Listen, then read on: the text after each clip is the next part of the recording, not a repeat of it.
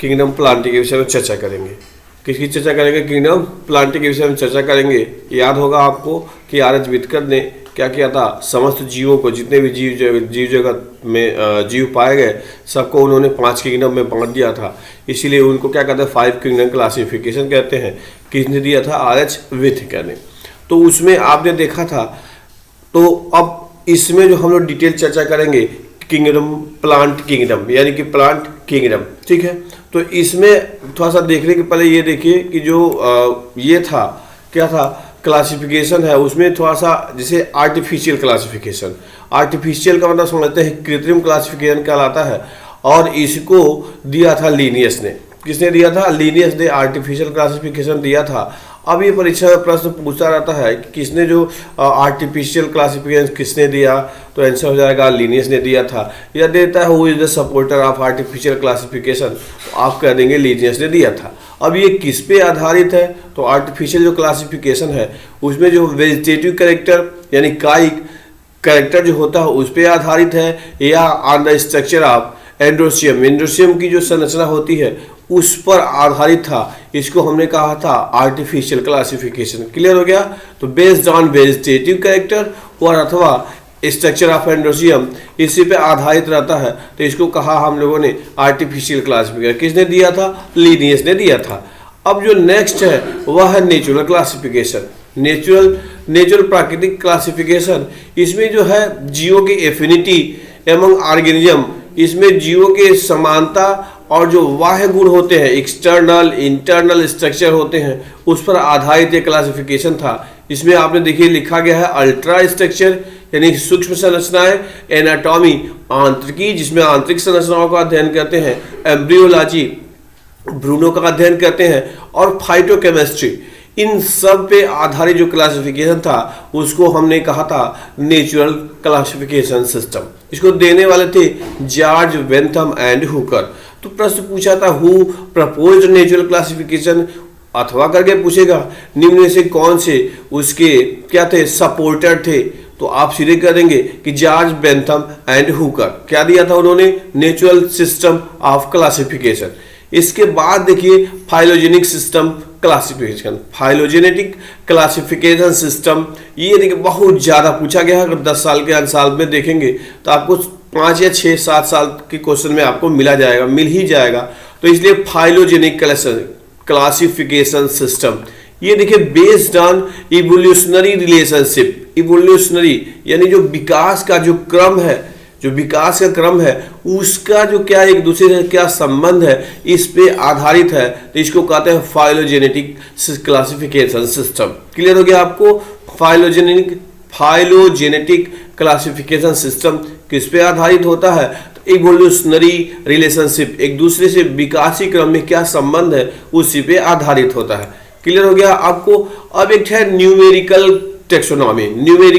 Numerical इसमें क्या करते हैं कि हम जो जीवों के जो कैरेक्टर हैं उसको कोड बनाते हैं, कोड बनाकर कंप्यूटर में यूज करके, और फिर उसके हिसाब से उनका हम क्या कहते हैं वर्गीकरण करते हैं। तो इसको न्यूमेरिकल टेक्सोनॉमी कहते हैं। याद हो गया आपको? क्लियर कि न्यूमेरिकल जो टेक्सोनॉमी होता है उसमें जीवों को कैरेक्टर के आधार पे कोड बनाते हैं, कोड की सहायता से कंप्यूटर का उपयोग करते हैं और फिर उसका वर्गीकरण करते हैं। तो इसको कहते हैं न्यूमेरिकल टेक्सोनॉमी। क्लियर हो गया? आगे है साइटोटेक्सोनॉमी। साइटो जो शब्द है, साइटो का मतलब कोशिका से होता है, सेल से होता है। तो जो साइटोटेक्सोनॉमी है इसमें जो कोशिकीय कैरेक्टर होते हैं, सेलुलर जो कैरेक्टर होते हैं उस पर आधारित करके और जीवों का क्लासिफिकेशन टेक्सोनॉमी वर्गीकरण करते हैं। तो इसको कहता है साइटोटेक्सोनॉमी। तो इसमें देखिए लिखा गया है बेस्ड ऑन साइटोलॉजिकल इंफॉर्मेशन, यानी कि जो कोशिकीय जानकारी होती है, सूचनाएं होती हैं, उसी पे आधारित होता है। लाइक क्रोमोसोम नंबर, गुणसूत्रों की संख्या, उनकी स्ट्रक्चर, ये जो आधारित इस पे आधारित होता है। तो इसको हम साइटोटेक्सोनॉमी कहते हैं। अब एक शब्द आया, फिर नया आया कीमोटेक्सोनॉमी। कीमो जो शब्द होता है वह उसी से बना है केमिकल। कीमो जो शब्द है उसी में केमिकल से बना हुआ है। तो यानी कि जीवों के, यानी देखिए लिखा गया है तो based on chemical constituent of the plant, यानी कि जो पौधों को जो रासायनिक संगठन होता है, पौधों का जो रासायनिक संगठन होता है उसके आधार पे जो क्लासिफिकेशन करते हैं उसी को कहते हैं कीमो टेक्सोनॉमी। कैरेक्टर याद हो गया, based on chemical constituents of the plants. Clear हो गया आपको? ठीक है। उसके बाद देखिए अब हम लोग को चर्चा करना है जो प्लांट है किंगडम प्लांटी है, उसमें जो सबसे पहले बात आती है वह एल्गी। एल्गी, अब एक एल्गी यानी सवाल, एल्गी यानी सवाल। अब इसमें एक शाखा लिखा गया है फाइकोलॉजी। देखिए आपको दिख रहा है मॉनिटर पे, बिल्कुल स्क्रीन पे दिख रहा है, ये है फाइटोलॉजी। तो फाइटोलॉजी होता है यानी कि जीव विज्ञान की वह शाखा जिसके अंतर्गत हम एल्गी यानी सवालों का अध्ययन करते हैं, फाइटोलॉजी कहलाता है। तो क्लियर हो गया कि एल्गी का अध्ययन किसमें करते हैं? फाइटोलॉजी के अंतर्गत करते हैं। अब अगर हम इसका देखें तो लिखा गया है सबसे पहले, अगर ये देखेंगे तो ये जो लिखा गया है इसमें ये देखिए लिखा गया है क्लोरोफिलस। क्या लिखा गया है? ये क्लोरोफिलस होता है। अब क्लोरोफिलस का मतलब इसमें क्या होता है? क्लोरोफिल पाया जाता है। अब जिनमें भी क्लोरोफिल पाया जाएगा वो सब के सब क्या होंगे? हरे होंगे, ग्रीन होंगे। अब जब ग्रीन होंगे, क्लोरोफिल पाया जा रहा है, तो क्या होंगे? वो फोटोसिंथेटिक होंगे यानी प्रकाश संश्लेषण करेंगे। इसके आगे नेक्स्ट कैरेक्टर दिया है, ये जो होते हैं सिंपल होते हैं। क्या होते हैं? सिंपल। अब सिंपल यानी सरल का मतलब यह है कि ये जो पौधे होते हैं, ये जो प्लांट होते हैं, यह क्या होते हैं? उनकी शारीरिक जो संरचना होती है सरल होती है। क्या होती है? सरल होती है। अब ये जो हम लोग क्लासिफिकेशन पढ़ रहे हैं वह इवोल्यूशनरी आधारित होता है, यानी कि सबसे पहले अगर हम बात करें तो पौधों में किसकी ओरिजिन हुई थी? एल्गी की हुई, और इसीलिए इनका शरीर की संरचना क्या है? सिंपल है। अब अगर इसमें नेक्स्ट टर्मिनोलॉजी है, आप देख रहे हैं ये है थैलोइड। क्या है ये? थैलोइड। थैलोइड का मतलब हो गया सूकाय। थैलोइड का मतलब क्या हो गया? सूकाय। सूकाय का मतलब होता है ऐसे पौधे जिनमें जड़, तना तथा पत्ती में डिफरेंशिएशन नहीं होता, यानी such plant there are no differentiation between stem, leaf and root. इन पौधों को क्या कहते हैं? सूकाय कहते हैं। यानी कह सकते हैं कि ऐसे पौधे जिनमें जड़, तना तथा पत्ती में बहुत ज़्यादा अंतर नहीं हो पाता है, तो इसको थैलोइड कहते हैं। तो सभी जो एल्गी है सबके सब क्या है? थैलोइड संरचना होती है, सूकाय होती है। अब अगर देखेंगे इसके सामने अगले नेक्स्ट कैरेक्टर लिखा गया है ऑटोट्रॉपिक। तो आपको क्लियर हो गया कि जब क्या होंगे, ये ग्रीन होंगे तो फोटोसिंथेसिस करेंगे यानी प्रकाश संश्लेषण की क्रिया करेंगे, और जब प्रकाश संश्लेषण की क्रिया करेंगे तो क्या होगा? अपना भोजन स्वयं बना लेते हैं, यानी ये ऑटोट्रॉपिक होते हैं, स्वपोषी होते हैं, भोजन के लिए किसी अन्य जीवों पर निर्भर नहीं रहते हैं। तो all algae are autotrophic. Clear हो गया? अब लिखा गया नेक्स्ट कैरेक्टर दिखाई दे रहा है लार्जली एक्वेटिक। ये क्या होते हैं? सबके अधिकांशतः क्या होते हैं? लार्जली अधिकांशतः एक्वेटिक यानी जलीय होते हैं। जलीय यानी कि जल वाले हैबिट में ये पाए जाते हैं। अब इसमें आगे देखिए ब्रैकेट में लिखा गया है ये फ्रेश वाटर एंड मैरीन, यानी कि ये समुद्री जल में भी पाए जाते हैं और स्वच्छ जल में भी पाए जाते हैं। क्लियर हो गया?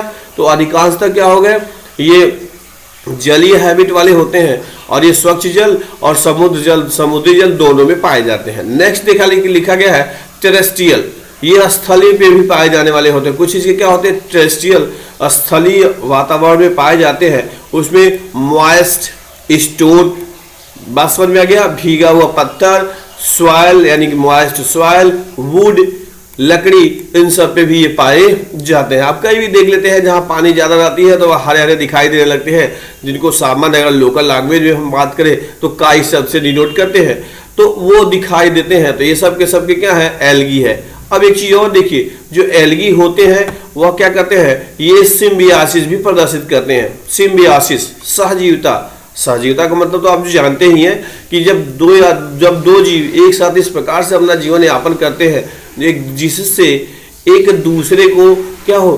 फायदा हो, इसको कहते हैं सहजीविता यानी सिम्बियासिस। तो याद होगा आपको कि ग्रेट एग्जाम्पल जो सिम्बियासिस का है वह लाइकेन।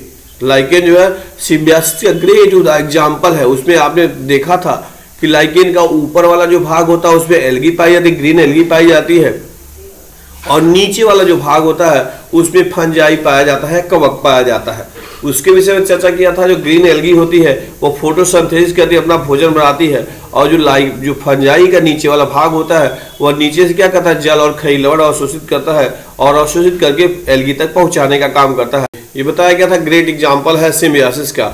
अब इसके बाद कुछ और कैरेक्टर है, जैसे आप देखिए ये है हैलोफाइट्स। क्या है? हैलोफिटिक एल्गी। क्या लिखा गया है?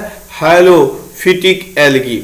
हैलो का मतलब होता है साल्ट, हैलो का मतलब साल्ट। क्या हो गया? साल्ट। यानी कि विशेष प्रकार के एल्गी हैं जो वहां पाए जाते हैं जहां पे क्या होता है, जहां के जो पानी में लवण की मात्रा अधिक रहती है। क्लियर हो गया? तो इनको क्या कहते हैं? हैलोफिटिक एल्गी कहते हैं। तो ये लिखा गया है सैलाइन वाटर यानी साल्ट लेक, यानी जो नमक के जो झील्स वगैरह होते हैं उसमें ये पाए जाते हैं, तो इनको कहते हैं हैलोफिटिक एल्गी। इसका एग्जाम्पल लिखा गया है क्लेमाइडोमोनास अर्नवर्गी। क्या हो गया? क्लेमाइडोमोनास अर्नवर्गी। क्लियर हो गया? तो एग्जाम्पल अगर आता है आपको पूछेंगे तो बता देंगे कि सीधे हैलोफिटिक एल्गी क्या है, तो हो जाएगा सीधे क्लेमाइडोमोनास अर्नवर्गी। कहाँ पाया जाता है? साल्ट लेक्स में। क्लियर हो गया? Saline water salt lake.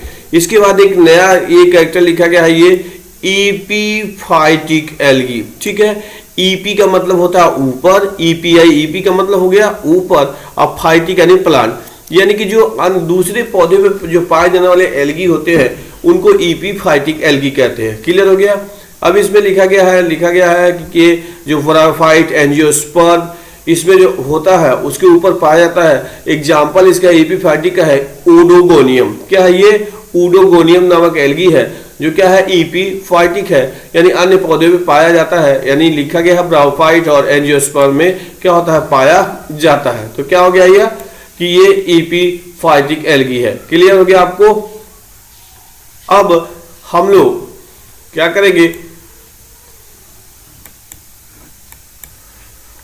अब देखिए, अब इसके बाद कैरेक्टर है एपीजोइक एल्गी। क्या हो गया? एपीजोइक एल्गी। एपी का मतलब समझ रहे हैं ऊपर, और जोइक जो यूज होता है वह यूज होता है किसके लिए? किसके लिए? वो जंतु के लिए, एनिमल के लिए। बात क्लियर समझ में आ गया?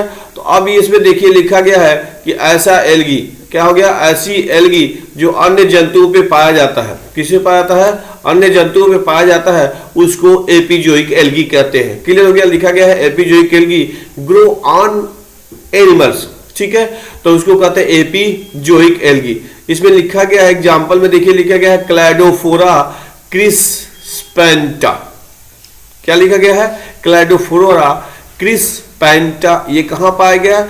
स्नेल सेल, यानी कि जो कवक होते हैं, सॉरी कवक नहीं, घोघा जो होते हैं स्नेल, उनके कवच जो होता है उस पर पाया जाता है। तो इसको क्या लिखा गया है? एपीजोइक एल्गी।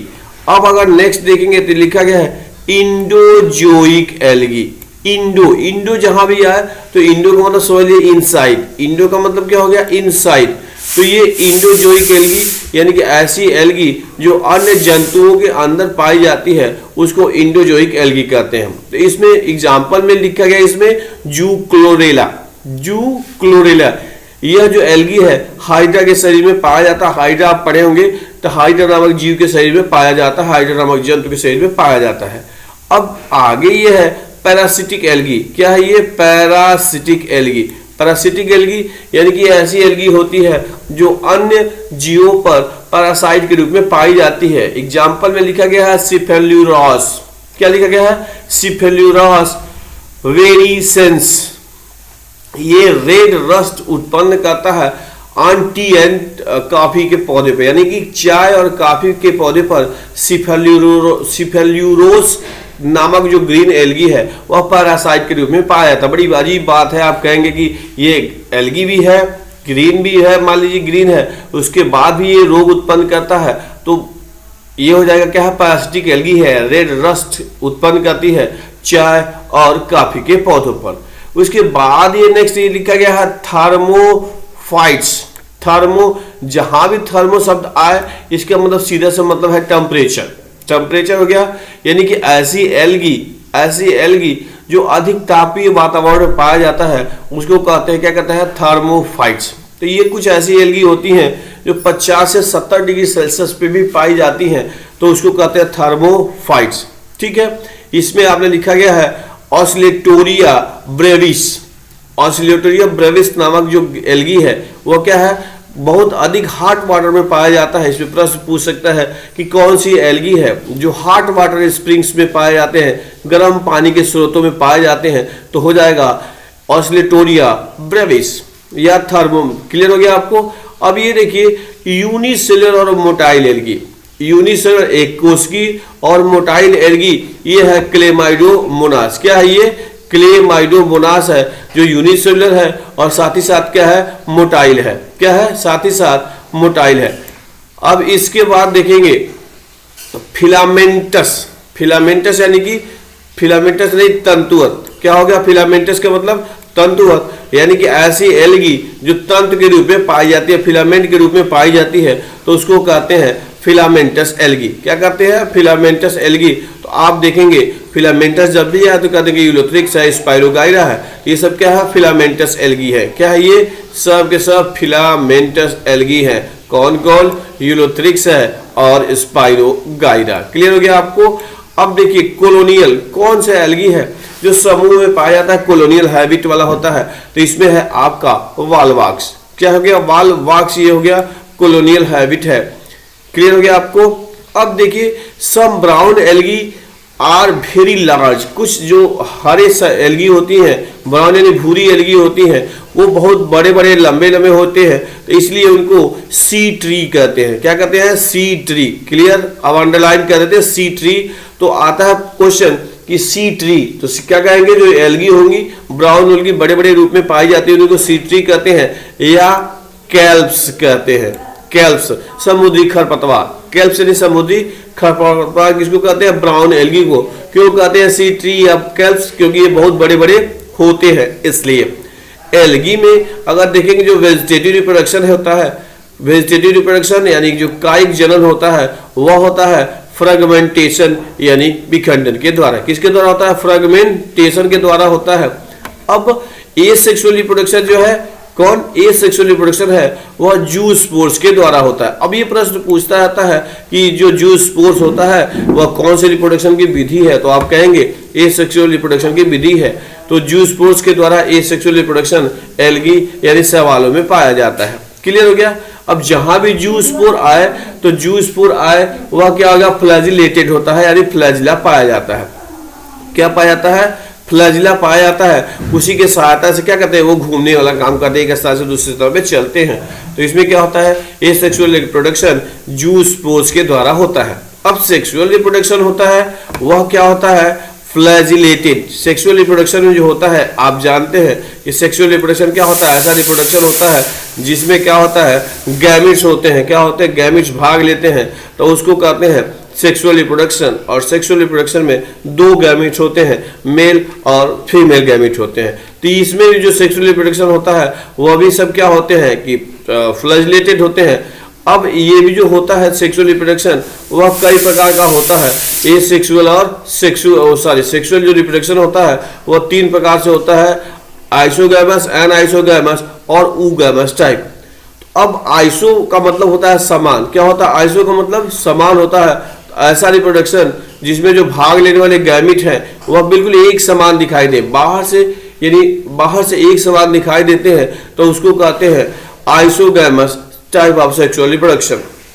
तो अगर देखेंगे तो हो जाता है क्लेमाइडोमोनास में। क्या होता है? किसमें? क्लेमाइडोमोनास में इस प्रकार का रिप्रोडक्शन यानी कि आइसोगैमस वाला रिप्रोडक्शन पाया जाता है। क्लियर हो गया आपको। अब देखिए अब क्या होता है? कुछ में क्या होता है? एन आइसोगैमस वाला भी होता है, यानी कि देखिए लिखा गया है नॉन फ्लैजिलेटेड, यानी कुछ में क्या होता है? फ्लैजिला नहीं पाई जाती है, और इसमें जो होता है एन आइसोगैमस टाइप का होता है, यानी कि दोनों जो दिखाई देते हैं मेल और फीमेल गैमिट होते हैं वह एक समान नहीं होते हैं, बाहर से और अंदर से भी एक समान नहीं होते हैं, तो इसको एन आइसोगैमस कहते हैं। तो एग्जाम्पल है स्पाइरोगाइरा। क्लियर हो गया आपको। स्पाइरोगाइरा में क्या होता है? नॉन फ्लैजिलेटेड है और एन आइसोगैमस टाइप का होता है। तो प्रश्न पूछता है किसमें जो गैमिट होते हैं बिल्कुल सेम होते हैं, और किसमें जो सेक्सुअल रिप्रोडक्शन के दौरान जो भाग लेने वाले जो गैमिट्स होते हैं वह एक समान नहीं होते हैं, तो उसको कह सके एन। क्लियर हो गया। अब इसमें देखिए थोड़ा सा मिस्टेक ये हो गया कि इसमें आइसो का मतलब होता है सेम, आइसो, ये नॉन फ्लैटेलेट हम लोग चर्चा किए कि ये क्या होता है आइसोगैमस। क्या हो गया आइसो, आइसो जहां भी है तो आइसो का मतलब समझिए सेम, आइसो का मतलब सेम। तो ऐसा सेक्सुअल रिप्रोडक्शन जिसमें जो भाग लेने वाले जो गैमिट हैं वह बाहर से क्या दिखाई दे, एक समान दिखाई दे, तो उसको आइसोगैमस कहते हैं। क्या कहते हैं, आइसोगैमस कहते हैं। तो ये आइसोगैमस है, स्पाइरोगाइरा में लिखा गया। किसमें पाया जाता है, स्पाइरोगाइरा में पाया जाता है। Clear, isogamous. अब ऊगैमस टाइप आप देखेंगे, ऊगैमस टाइप में क्या होता है कि जो फीमेल गैमिट होता है बड़ा होता है और पैसिव होता है। फीमेल गैमिट क्या होता है, बड़ा और पैसिव होता है, जो मेल गैमिट होता है छोटा और मोटाइल होता है। तो जब इस प्रकार के गैमिट इन्वॉल्व होते हैं तो उसको ऊगैमस कहते हैं। क्या कहते हैं, ऊगैमस कहते हैं। तो इसमें एग्जाम्पल जो है ऊगैमस का वाल्वाक्स है और फ्यूकस है। ठीक है, तो प्रश्न पूछता है किसमें, आपको विकल्प के रूप में दे देगा और कहेगा किसमें ये सेक्सुअल पाया जाता है और सेक्सुअल में आइसोगैमस किसमें होता है, या इसी को कन्वर्ट करके पूछेगा कि इसमें जो भाग लेने वाले जो गैमिट होंगे वह किसमें बिल्कुल एक समान होते हैं, किसमें एक समान नहीं होते हैं, तो इसको आइसो ऊगैमस कहते हैं। क्लियर हो गया आपको। अब एक चीज देखा गया है कि जो पूरी पृथ्वी का 75% भाग जल से कवर है। किससे घिरा हुआ है, जल से घिरा हुआ है, और जल में एल्गी पाई जाती हैं। तो सभी क्या हो गया, तो ये अधिकांशतः जो ग्रीन एल्गी है सब फोटोसिंथेसिस करती हैं, और जब फोटोसिंथेसिस करती है तो ये पाया गया है कि वायुमंडल का लगभग 50% यानी 1/2% जो होता है कार्बन डाइऑक्साइड, उसका ये फोटोसिंथेसिस में उपयोग कर लेते हैं। यानी कि टोटल कार्बन डाइऑक्साइड का हाफ जो मात्रा होती है वह पौधे जो होते हैं, ये एल्गी जो होती है, फोटोसिंथेसिस क्रिया में अपना उपयोग कर लेते हैं। अब ये देखिए ब्राउन एल्गी और रेड एल्गी। ब्राउन एल्गी और रेड एल्गी में एक विशेष प्रकार का पदार्थ बनता है, प्रोड्यूस करते हैं, जिन्हें हाइड्रोक्लोराइड्स कहते हैं। क्या कहते हैं, हाइड्रोक्लोराइड्स। हाइड्रोक्लोराइड्स क्या हो गए, ये विशेष प्रकार के सबस्टेंस है। क्या कहते हैं, ये वाटर होल्डिंग सबस्टेंस, ये पानी को धारण करने की इसमें क्षमता होती है। इसको ये बनता है किसमें, ब्राउन और रेड एल्गी में। क्लियर हो गया। ये हाइड्रोकोलोइड्स, क्या है ये हाइड्रोकोलोइड्स। अब इसमें एग्जांपल लिखा गया है जो हाइड्रोकोलोइड एल्जीन। क्या है ये एल्जीन, यह ब्राउन एल्गी में बनता है, और कैराजीन जो है रेड एल्गी में बनता है, और ये कमर्शियली इसका बहुत उपयोग होता है। किसका उपयोग होता है, ये हाइड्रोकोलोइड्स में। क्लियर हो गया। हाइड्रोकोलोइड्स आपने देखा ये क्या होता है, विशेष प्रकार के ऐसे पदार्थ होते हैं जो रेड और ब्राउन एल्गी में पाए जाते हैं, और ये क्या करते हैं, इनमें वाटर होल्डिंग की क्षमता होती है। अब एक चीज देखिए यहाँ पे नया एक लिखा गया है, ये है जेलिडियम और ग्रासिलेरिया। ये दो एल्गी हैं जिनसे क्या कहता है, अगार अगार नामक सबस्टेंस प्राप्त किया जाता है। अगार अगार बहुत ज्यादा पूछा गया प्रश्न है कि अगार अगार नामक सबस्टेंस प्राप्त किया जाता है। यह क्या कहता है, जेली लाइक सबस्टेंस होता है, जेली जैसा पदार्थ होता है, जिसमें क्या कहते हैं सूक्ष्म जीवों के कल्चर यानी संवर्धन में उसका उपयोग करते हैं। माइक्रोब्स लिखा गया, माइक्रोब्स सूक्ष्म जीवों को उगाने के लिए काम करते हैं। उनका उपयोग आइसक्रीम में भी करते हैं, और जेली लाइक सबस्टेंस होता है उसमें बनाने का उपयोग करते हैं। तो ये खूब पूछा गया है, अगार अगार जो होता है किससे प्राप्त होता है, तो आपका आंसर जेलिडियम एंड ग्रासिलेरिया नामक एल्गी से प्राप्त किया जाता है। अब देखिए लिखा गया है क्लोरेला और स्पाइरुलिना जो यूनिसेलुलर एल्गी है, उनमें क्या होता है कि यह पाया गया रिच प्रोटीन सोर्स, इनमें पर्याप्त मात्रा में प्रोटीन पाया जाता है, इसलिए इनका उपयोग क्या करते हैं, फूड सप्लीमेंट में भोजन के पूरक के रूप में किया जाता है। और स्पेस ट्रेवल जो अंतरिक्ष में जो साइंटिस्ट जाते हैं तो उसके वो लोग भी अपने साथ इसको ले जाते हैं और भोजन के रूप में उसको ग्रहण करते हैं। तो कौन कौन से एल्गी हैं, क्लोरेला और स्पाइरुलिना क्या है, यूनिसेलुलर एल्गी है जिनमें गुड सोर्स ऑफ प्रोटीन पाया जाता है। क्लियर हो गया। अब ये देखिए एक है सारगैसम है, इससे जो जापान वाले होते हैं वह कृत्रिम ऊन बनाते हैं। ऊन समझते हैं, ऊन आर्टिफिशियल नामक ऊन बनाया जाता है किससे, सारगैसम से। क्लियर हो गया। अब एक नास्टक और एनाबेना, नास्टक और एनाबेना ये दोनों एल्गी हैं। इनका उपयोग हम बायो फर्टिलाइजर के रूप में करते हैं। किस रूप में करते हैं?